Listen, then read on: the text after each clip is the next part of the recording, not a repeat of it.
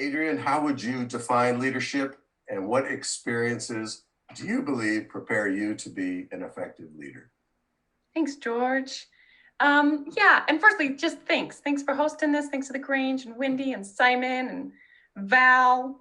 And I really appreciate everybody just tuning in virtually. I know it's not easy to do. And I think in order to answer this question, I want to talk a little bit about my background and what I think an effective leader would be in this moment. So, I think it's clear I'm not a career politician. My work has always been in the community, working with people and families. But that's often meant that I had to work at a regional or a state level, working on policy and budget and legislation around youth homelessness or healthcare or fixing our broken social safety net. And I've done that work. I've been good at that work because of the experiences I've had, because of the work that I've done. So I was born on a farm not on the edge of Lake Roosevelt, not far from where my great-great-grandparents homesteaded in the 1880s. But my parents are ministers, so we moved to small towns and cities across the state with the church. And I've lived my entire adult life, I've lived the values that I was raised with. So I've been on the front lines, working to help families and people in our community build a better life for themselves. From my early days, I was a young mom, a full-time student, and I worked in a domestic violence shelter at night. And in the last 12 years, I've helped build a critical social and health services organization in our region. And after the 2014-15 wildfires, I helped stand up fire recovery efforts. And I brought in critical dollars. I helped change legislation so we were better prepared for the next disaster. But I also made sure that every person up every creek had access to the resources that they needed to recover.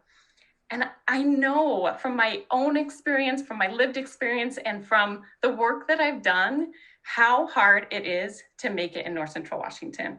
So unless we change something now, it's only going to get harder and harder.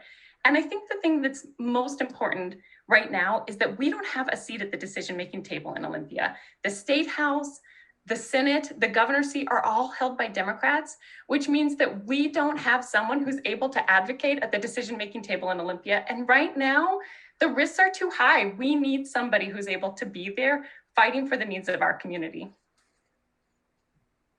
Thank you, Adrianne. Keith, same question. Excuse me, I'm starting to lose my voice, so I apologize. How would you define leadership? And what experiences do you believe prepare you to be an effective leader in state government? My definition of leadership would be saying someone who really has a heart for service. If you're going to be a strong leader in a community, you have to be able to put the interests of others above your own, but yet you see the bigger picture. That you understand the complexities of the situation. You have strong principles, good, sound, solid principles, but you're very flexible in incorporating other viewpoints. And in my experience as a school board member, I had some challenges, because of, you have some very controversial things that come through the school district.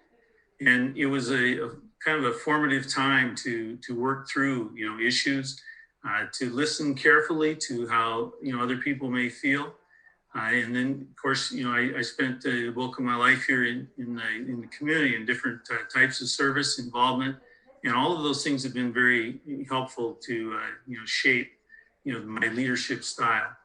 At the county commission level, I was a commissioner for many years, and we had a number of things that really challenged us. It's not easy to just make decisions and just let things go, because every decision you make it affects the very people that you're in contact with on a daily basis. I believe that, if you realize that, in this case, where the best government is the one that's closest to the people, your definition and your interpretation will be shaped by your concern for your fellow, neighbors and, community members. And really, I think that's to me, that's probably the most important thing, is that you realize that you are a representative, but you have to keep in mind that you're representing the whole district. And we do in the 12th district have a wide variety of interests, and they need a strong voice to represent the different aspects.